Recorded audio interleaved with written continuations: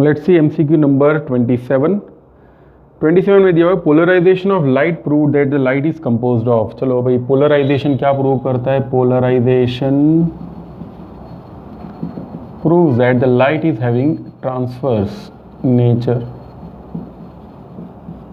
ठीक है, light rays are transverse, ये पोलराइजेशन से प्रूव होता है। ठीक है, question number 28, limit of resolving power for optical instrument arises due to. देखो ऑप्टिकल इंस्ट्रूमेंट है, उसमें रिजोल्यूशन, अगर रिजोल्यूशन की बात करें तो रिजोल्यूशन डायरेक्टली रिलेटेड है डिफ्रैक्शन से। ठीक है, if you just look at the moon या फिर कोई दूर की चीज़ें देखते हो आप लोग अगर, तो वो उसके आजू बाजू हमको रिंग्स दिखाई देती हैं। ओके, अगर हम लोग कोई अच्छा हाई रिजॉल्विंग पावर वाला कुछ यूज़ करें तो सब कुछ रिजॉल्व हो जाता है and that is due to diffraction. ठीक है, तो रिजोल्यूशन जो है वो property it depends on diffraction. Question number 29, ray of a light moving in water incidents on a glass plate.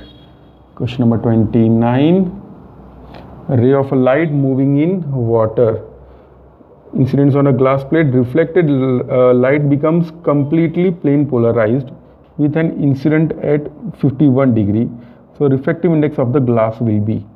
तो देखो क्वेश्चन ऐसा है, जैसे मान लो ये दिस इज कंटेनर,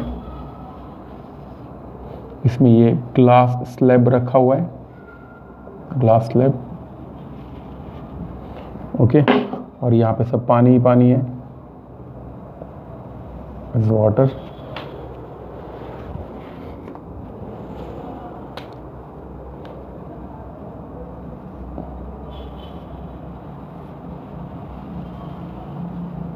इस वाटर लाइट रे इंसिडेंट होती है लाइक दिस, और इंसिडेंट होने के बाद it gets plane polarized. Okay, और प्लेन पोलराइज तो हो रही है, और कुछ क्या डेटा दिया हुआ है? When it is incident at 51 degree, तो ये जो एंगल है, angle of incidence is 51 degree.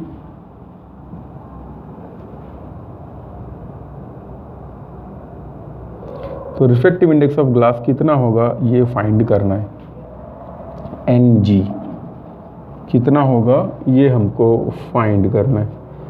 सो याद रखना, हम लोगों ने ये वाला फॉर्मूला तो पढ़ा हुआ है, N = tan θ P।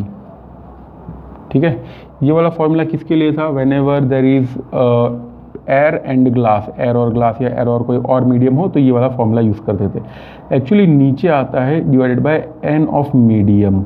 Okay, refractive index of medium होता है नीचे, but generally for air refractive index 1 होता है, इसलिए हम उसको निगलेक्ट कर देते। बट यहाँ पे तो वाटर है, तो यहाँ पे क्या लिखना पड़ेगा? You to write water. तो n की वैल्यू क्या हो जाएगी? It will become n water tan θ P। अगर मैं n वाटर और tan θ P ये दोनों की वैल्यूज रख देता हूँ। ठीक है, what is the value of n water? देखो n वाटर हमको दिया हुआ है 1.3 और tan 51 रेडीमेड दिया हुआ है, इट इज 1.235। मल्टीप्लाई करो, यू विल गेट 1.605। यहाँ से मिलेगा, we are getting 1.605। Refractive index है इसीलिए इसका कोई यूनिट नहीं होगा, ठीक से नहीं दिखाई दे रहा है, यहाँ पे लिख देता हूँ, it will be 1.605। That will be our answer. अब देखते हैं question number 30। When a monochromatic light of frequency f1 incident on photosensitive surface, the stopping potential energy obtained, the stopping potential obtained is V1। यानी frequency f1 के लिए stopping potential is V1।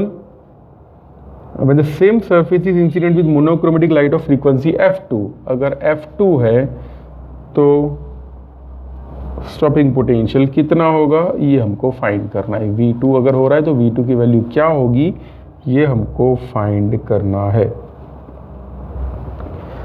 चलो, frequency और stopping potential के बीच में क्या relation होता है? देखो EV = HF - ϕ, this is the equation. अगर मैं यहाँ पे 1 लिख देता हूँ तो यहाँ पे भी मुझे 1 लिखना पड़ेगा, बाकी सब चीज़ें कांस्टेंट। EV2 क्या होगा? It will be HF2 - ϕ। मुझे V2 फाइंड करना है, मैं इसमें से ये माइनस कर देता हूँ। देखो EV2 minus EV1 will give E bracket में V2 minus V1 is equal to, ये 5 तो कट हो जाएगा, यहाँ पे H कॉमन निकल जाएगा, H ब्रैकेट में हो जाएगा F2 minus F1। Therefore V2 minus V1 की वैल्यू क्या होगी, it will be H by E bracket में F2 minus F1। Therefore V2 का वैल्यू क्या हो जाएगा, become V1 plus H by E F2 minus F1। तो देखो कौन सा ऑप्शन इसके साथ मैच कर रहे हैं, सीधे ऑप्शंस में से ऑप्शन ए इसके साथ मैच कर रहे हैं। तो answer will be A, V1 plus H by E F2 minus F1। Now let's see MCQ number 31। इसमें ये दिया हुआ है, for given metal work function is W0। Okay, work function phi जो हम लोग बोलते हैं वो दिया हुआ है हमको W0, और तब जो वेवलेंथ है वो है λ0, लैम्बडा इज इक्वल टू λ0। अब क्वेश्चन ये है, if the metal has a work function of W0/2, यानी फाई डैश हो जाता है W0/2, तो लैम्बडा डैश कितना होगा ये हमको फाइंड करना है, to find out the threshold wavelength. Okay, तो कैसे फाइंड करेंगे, देखो phi is equal to HC by lambda, this is the equation, या λ0 बोल देते हैं थ्रेशोल्ड वेवलेंथ। तो इससे पता चलता है phi is inversely proportional to λ0। तो देयरफॉर मैं लिख सकता हूँ फाई डैश बाय फाई, या तो फिर फाई बाय फाई डैश लिख देते हैं, phi by phi dash is equal to λ0 dash by λ0 में, यस ये होगा फाई बाय फाई डैश। अगर आपको नहीं दिख रहा है मैं ऊपर लिख देता हूँ, शायद नहीं दिखेगा। Yes, we can write phi divided by phi dash is equal to λ0 dash by λ0। अब देखो phi की वैल्यू है W0, मैं यहाँ पे W0 लिख देता हूँ, डिवाइडेड बाय phi dash की वैल्यू है W0/2, यहाँ पे लिख देता हूँ W0/2 is equal to λ0 dash कितना है वही तो हमको फाइंड करना है, और λ0 तो λ0 ही है, ये कट हो जाएगा, we'll get λ0 dash is equal to 2 times λ0, that will be our answer। okay, अब देखते हैं MCQ नंबर 32। MCQ नंबर 32 में ये दिया हुआ है, नेट इसका पहले बता देता हूँ कौन सा ऑप्शन सही होगा, ऑप्शन C इज टू λ0। अब देखते हैं question number 32। When a point source is kept at a distance 20 cm from a photocell, stopping potential obtained is V0 when the source distance is changed। अब याद रखना कि जैसे if you are changing the distance, याद रखना by changing distance intensity will change। ठीक है, intensity change होगी तो फोटो करंट भी चेंज होगा। I फॉर I मैंने बताया था क्लास में भी कि अगर इंटेंसिटी चेंज होगी फोटो करंट भी चेंज होगा, but there will be no change in stopping potential. ठीक है, VO जो है no change in stopping potential. ठीक है, तो स्टॉपिंग पोटेंशियल चेंज नहीं होता। सो क्वेश्चन नंबर 32 में आंसर आएगा C, स्टॉपिंग पोटेंशियल वही रहेगा, आंसर इज C। ओके, अब देखते हैं नंबर 33।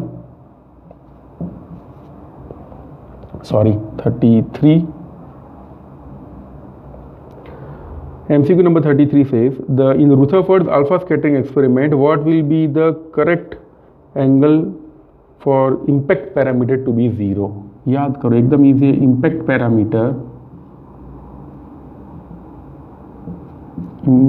पैरामीटर अगर 0 है तो एंगल ऑफ इंसिडेंस हमेशा कितना होता है, 180 डिग्री। रुथरफोर्ड एक्सपेरिमेंट पढ़ो तो उसमें आपको थियरी में ये दिया हुआ है। ठीक है, and practical you can also see head on collision होगा यहाँ पे, शायद किसी को याद हो, हेड ऑन कोलिजन होगा, इसकी वजह से यहाँ पे एंगल आएगा 180 डिग्री। अब देखते हैं क्वेश्चन नंबर 34।